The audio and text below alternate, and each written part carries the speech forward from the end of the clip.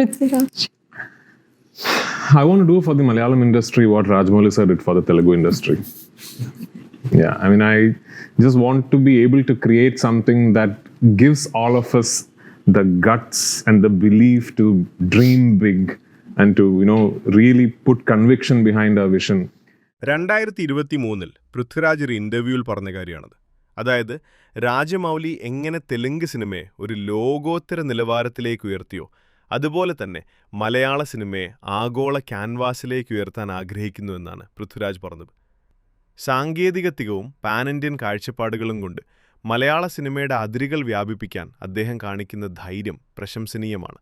എന്നാൽ കഴിഞ്ഞ കുറച്ചു കാലങ്ങളായി അദ്ദേഹത്തിൻ്റെ സിനിമാ ഗ്രാഫ് പരിശോധിച്ചാൽ പ്രേക്ഷകരിൽ വലിയൊരു വിഭാഗം ഉന്നയിക്കുന്ന ചില ഗൗരവകരമായ ചോദ്യങ്ങളുണ്ട്.